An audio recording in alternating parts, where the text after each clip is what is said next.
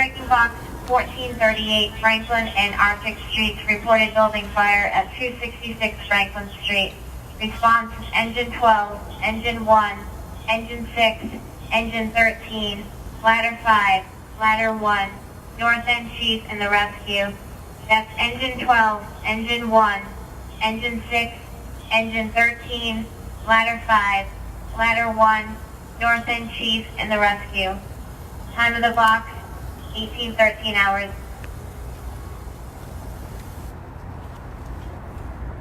We'd like to ask you now to bow your heads for a moment of silence.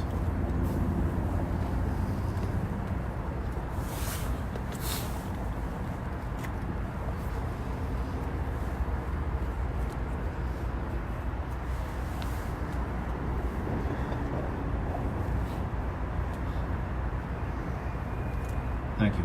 I would like to ask to the podium Mayor Joe Petty. Thank you, Chief. Good evening, everyone. On behalf of my colleagues in government, I'd like to welcome everybody here tonight. It was 20 years ago tonight, the heart of our city and the hearts of so many of you here were broken.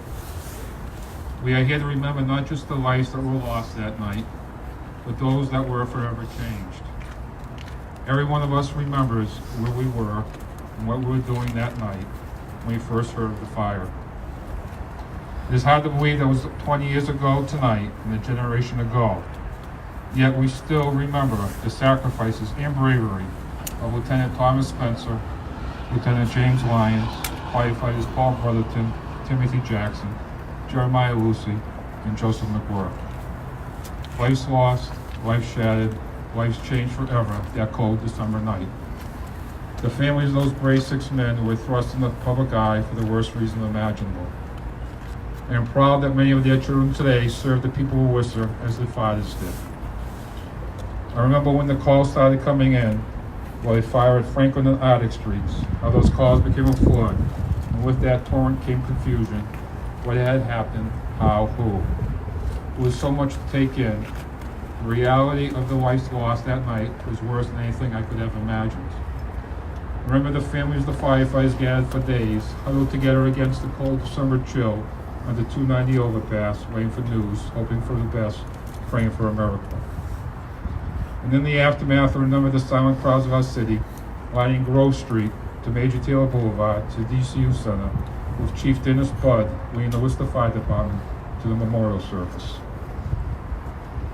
There was no noise, only the footsteps of thousands of firefighters, sounds of bagpipes and drums, beating out a mournful cadence as the roll upon roll of firefighters from across the world joined in our sorrow.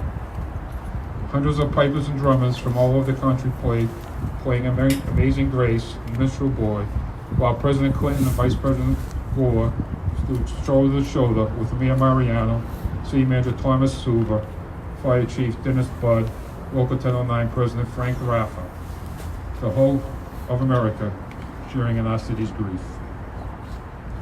That grief was not abated. We know that it lives on in the people here tonight. Our community was here in 1999. We were here in 2011 when firefighter John Davies passed, and last December for firefighter Christopher Roy, and then less than a month ago for Lieutenant Jason Menard.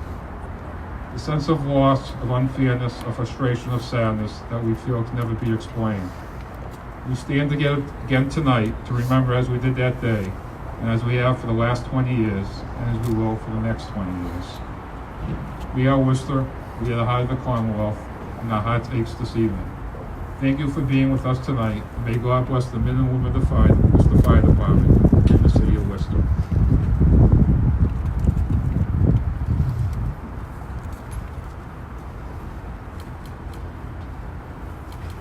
Thank you, Mr. Mayor. I'd like to welcome to the podium Lieutenant Governor Karen Polito.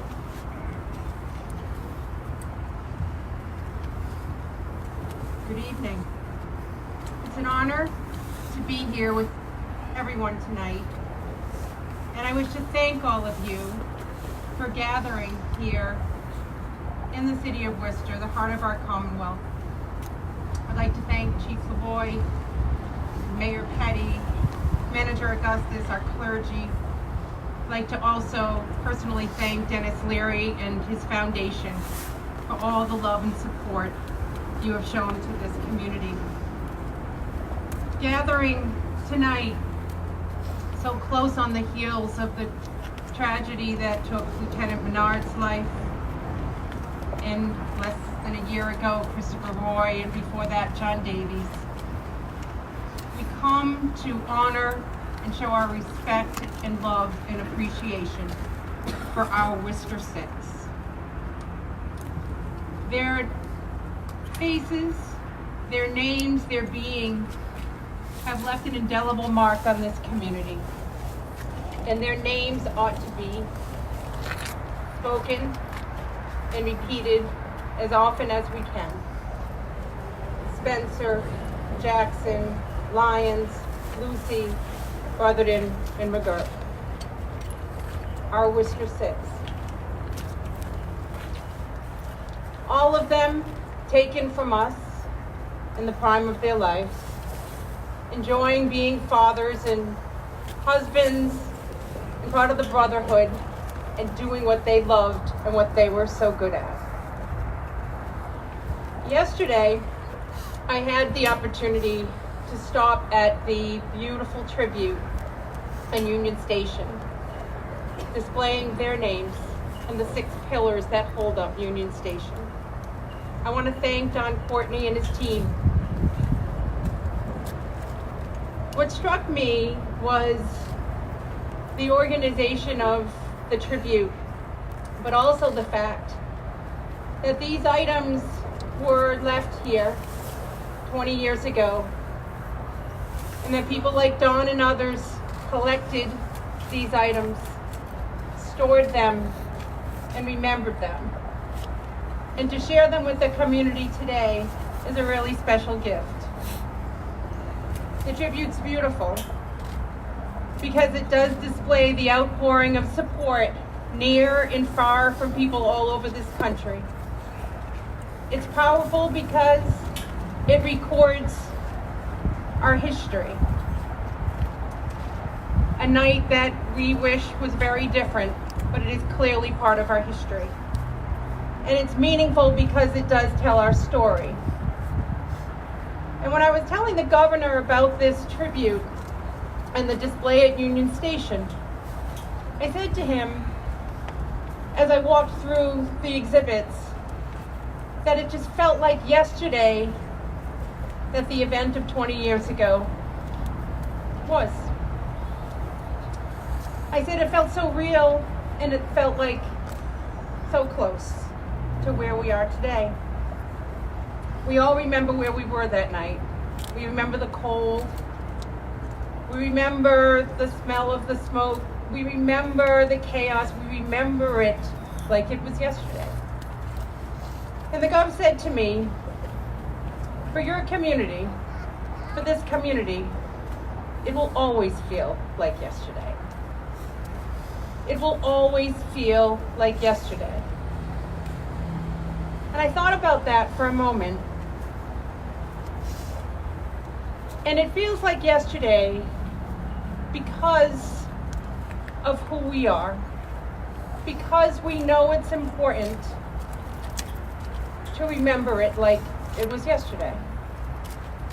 And as we come here tonight, I know that we all feel a sense of responsibility to never forget our Worcester Six, to never forget them because we owe it to them and to their families and to their brothers and sisters in the fire service here in this Commonwealth and across this country. It's our responsibility to examine what happens when there's a tragedy like that, and how we can learn and make the conditions for the fire service better.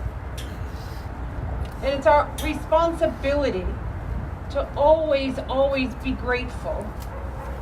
Be grateful to the Worcester Six, to their sons who continue to serve and protect this city, and to the many women and men who choose this line of work because it's something they love to do. And I was thinking about this gathering tonight and saying to myself, so what is a silver lining, if you can even think about a silver lining that comes with such a tragedy? And the only thing I could think about is this amazing community spirit, this amazing ability for this community to stick together, to stand together, and to show the respect and love to the Worcester Six and to their families and to the others that follow after them. And I would say that silver lining in the spirit, in the sense of community that Worcester has, is something very special. So let's always remember what our responsibility is. Be grateful for their service and never, ever, ever take any of this for granted. God bless your families. God bless the fire service. God bless this great city and this Commonwealth of Massachusetts. Thank you.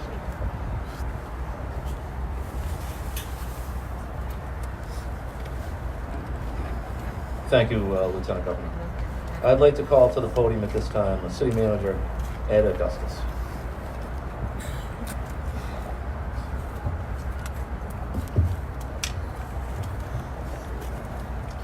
Good evening. Thank you all for being here tonight, especially the families of these fallen heroes, as well as our current firefighters, retirees, and all the members of the extended Worcester Fire Department family. As we mark the 20th anniversary of the Worcester Cold Storage Fire on this very site, December 3rd, 1999, it's hard to put into words what losing the Worcester Six meant to our city at the time, and the profound impact this loss has continued to have ever since. Many of us, including myself, will never forget that horrible night. To lose one firefighter is a tragedy. To lose 6 firefighters on one night is almost unthinkable. We will never forget the sacrifices these 6 firefighters made in the line of duty in an effort to save others. It truly takes a special kind of person to be a Worcester firefighter. Someone who runs into a burning building or a house on fire with people still inside. It's people like Lieutenants Thomas Spencer and Jay Lyons, and firefighters Paul Brotherton, Timothy Jackson, Jeremiah Lucey, and Joseph McGuirk. A tradition of selfless service that has continued with firefighters John Davies, Christopher Roy, and Lieutenant Jason Menard. In his article, The Perfect Fire, published in Esquire magazine in July 2000, writer Sean Flynn tells a highly detailed story of the cold storage fire and those Worcester firefighters who experienced it firsthand. At one point in the story, Flynn writes, quote, "Firefighting isn't so much a job as an identity." That line couldn't be more true than right here in Worcester, the heart of the Commonwealth. In Worcester, being a firefighter is a proud identity, a noble identity, an identity that has come to mean so much to this city and this community. Throughout the last 2 decades, as our firefighters have sacrificed their lives for our safety. Take the words of Lieutenant Jay Lyons from an essay he wrote as part of an application to Clark University in 1983. He recounted an event that he had witnessed in his own neighborhood when the fire department rescued an elderly resident a few streets over. He wrote, "Why did these men risk their lives for someone they didn't even know? The answer itself is very simple. This is their life, the life of saving others. The life of saving others, that's what our firefighters are called to do, save others, regardless of who they are or where they might live. They answer the call because they have to. Somebody has to, and we're so grateful. Firefighters like these brave Worcester Six have always responded so quickly and without hesitation. When President Clinton spoke at the memorial in 1999, he quoted from the writings of Benjamin Franklin entitled "Brave Men at Fires." Franklin said, "Neither cold nor darkness will deter good people from hastening to that dreadful place to quench the flame. They do it not for the sake of reward or fame. They have a reward in themselves, and they have love for one another." Although this tragic event was a crushing blow to our city, we have bounced back and become stronger. Not only do we have what I believe is the best fire department in the country, we have a city and a community that has literally wrapped its arms around the Worcester Fire Department throughout these last 20 years. You can see the love here tonight. You can see it over at the memorial exhibit at Union Station, which displays the outpouring of support so many of you have given to the Worcester Six and their families. This is truly a city and a community that cares very deeply about its firefighters and what they do to protect us day in and day out. Thank you to all of you for being here tonight, for your continued support of the Worcester Fire Department throughout some especially challenging times over these last 20 years. And thank you to our entire city and region and nation for continuing to honor the legacy of the Worcester Six. Thank you.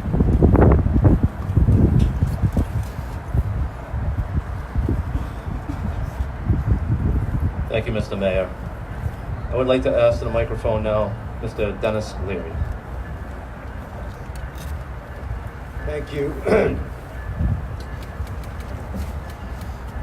It's truly an honor to be included in this service tonight, and especially to stand here in front of this firehouse, which I believe is an unbelievable tribute to the Worcester Six.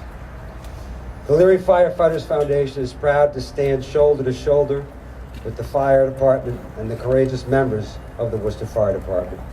Our mission to help firefighters across America began here in the memory of the incredible Worcester Six 20 years ago.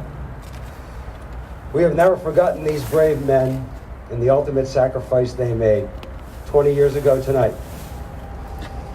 We honor their devotion to duty and the 7 sons who have followed in their father's footsteps to serve this community as Worcester firefighters.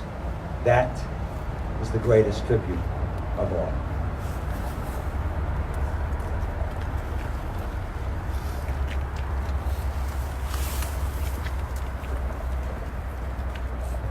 Thank you, Mr. Leary. I'd like to welcome to the podium now Worcester Fire Chief Engineer Michael Lavoie.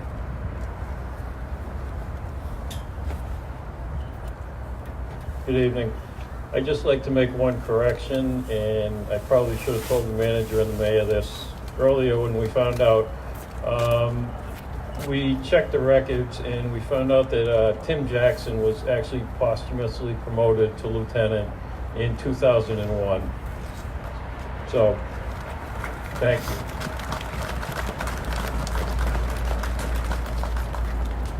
So I like the Lieutenant Governor, I was over at the tribute over at Union Station for the Worcester Six.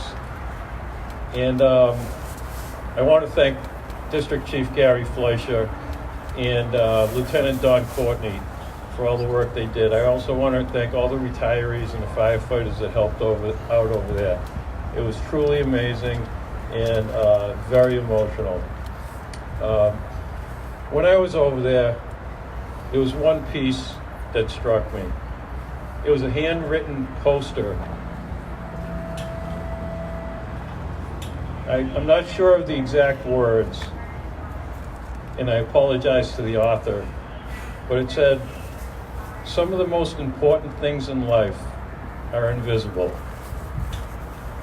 Helen Keller once said, "The best and most beautiful things in the world, they must be felt with the heart."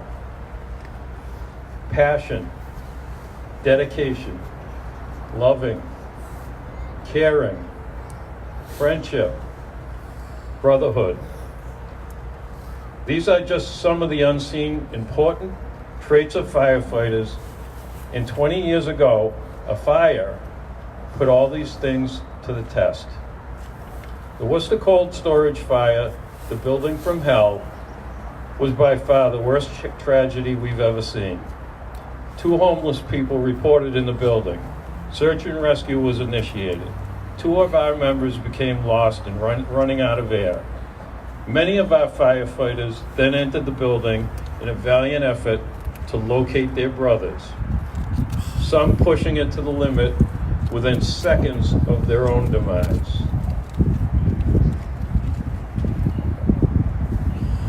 All of these unseens, passion, dedication, loving, caring, friendship, and brotherhood, were on full display that night by all the firefighters, both inside the warehouse and those preparing to go in. In the end, we lost 6 brothers: Jay, Jerry, Joe, Tim, Tom, and Paul.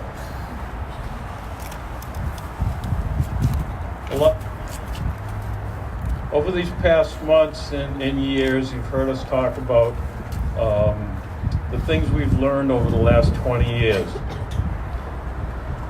As far as technology, strategy, tactics, and all that. But one of the lessons learned in the changes made over the last 20 years, both within the fire department, well, these were things that were learned within the Worcester Fire Department and internationally around the fire service. But there is one lesson that we learned from this fire, from the loss of our 6 brothers, that is extremely important. That is resiliency. Resiliency can't be seen. It can't be touched. 20 years ago, today, most of us probably couldn't define resiliency. Mentally, we were totally unprepared for a tragedy of this magnitude and lacked the knowledge of what these types of incidents do to humans. Jay, Jerry, Joe, Tim, Tom, and Paul have since been guiding us on a path of knowledge to the place we are today, much better equipped to handle the fallout of tragedy. Even though we can't see or touch our 6 brothers, we feel them in our hearts, in our minds, as they continue to guide us through some of the most difficult times that one department and city can bear. I'd like to thank all the firefighters, both here tonight and around the world. I'd like to also thank all the firefighters' families.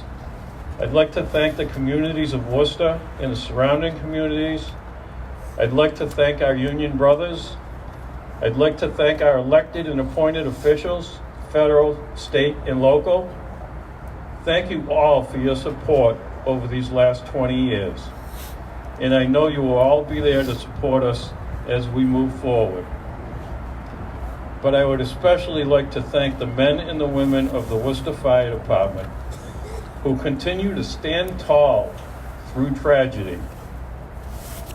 Although with heavy hearts, they continue to do their job day in and day out, serving the people of the Worcester community with extreme dedication and professionalism. Thank you, Worcester Firefighters.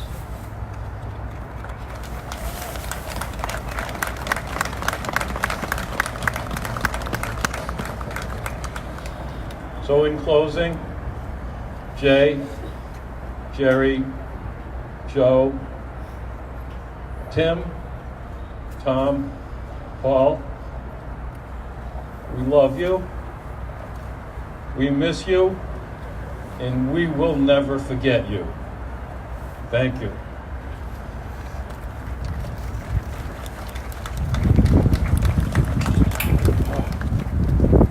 Detail active.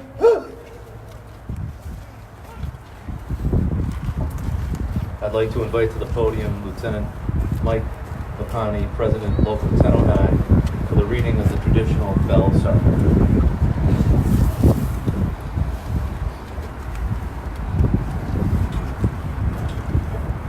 The men and women of today's fire service are confronted with a more dangerous work environment than ever before. We are forced to continually change our strategies and tactics to accomplish our tasks. Our methods may change, but our goals remain the same as they were in the past. To save lives and to protect property, sometimes at a terrible cost. This is what we do. This is our chosen profession. This is the tradition of the firefighter. In the fire service of today, is ever changing, but is steeped in traditions 200 years old. One such tradition is that of the bell. In the past, as firefighters began their tour of duty, it was the bell that signaled the beginning of that day's shift.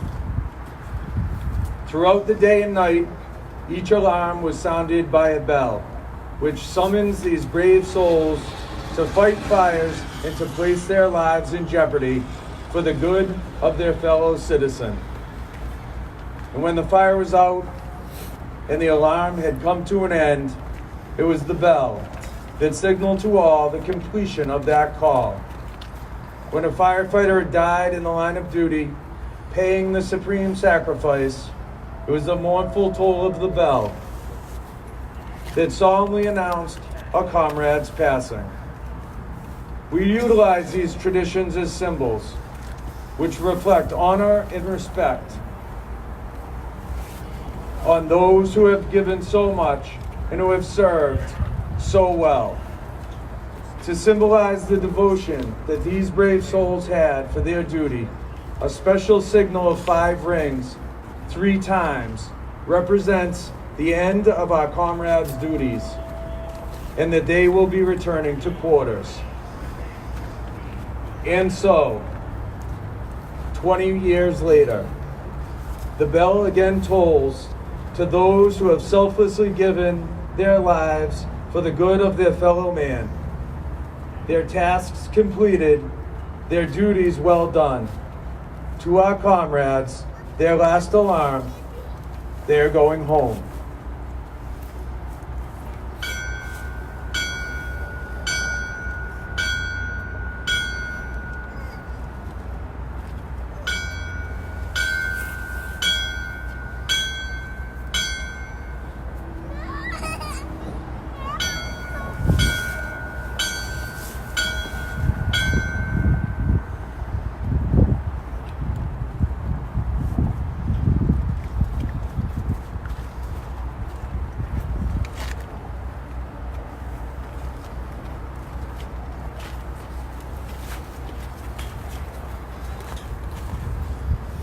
Now read the roll.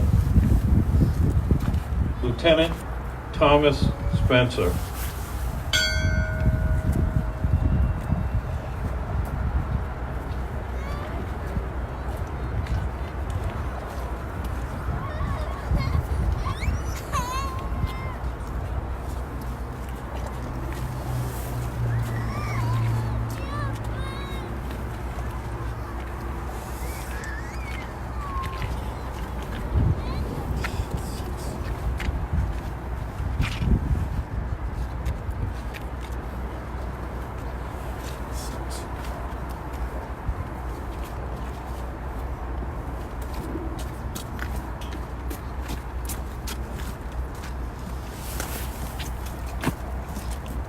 Lieutenant James J.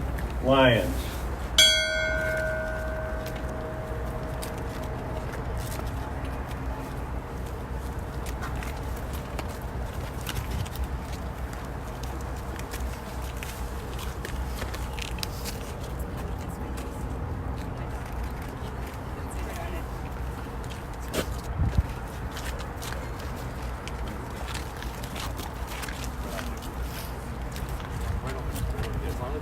Lieutenant Timothy Jackson.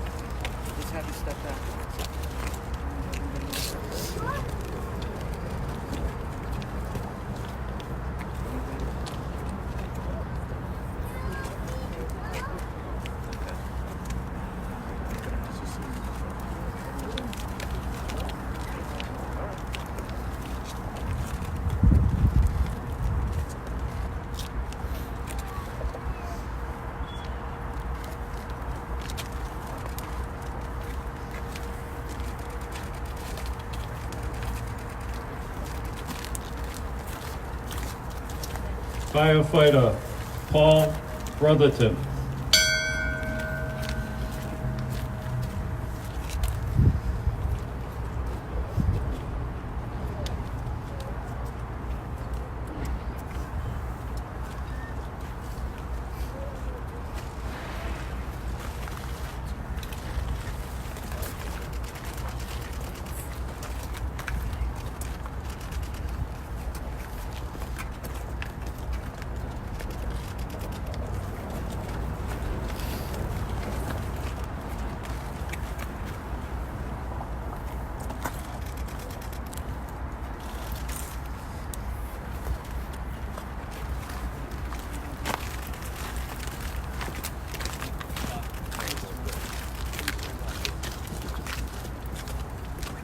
Firefighter Jeremiah Lucey.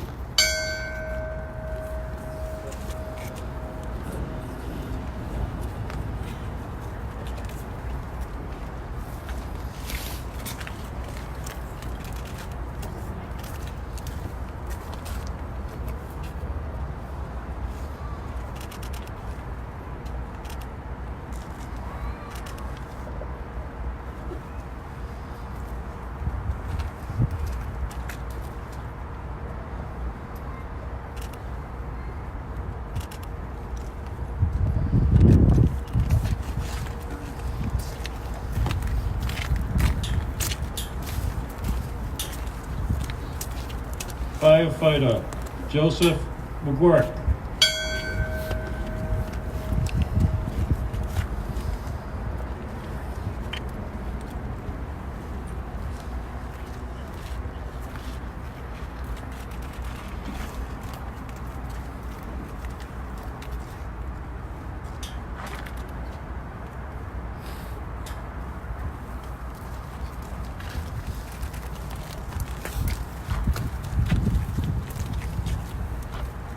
I would now like to warn you that there's going to be a 21 gun salute.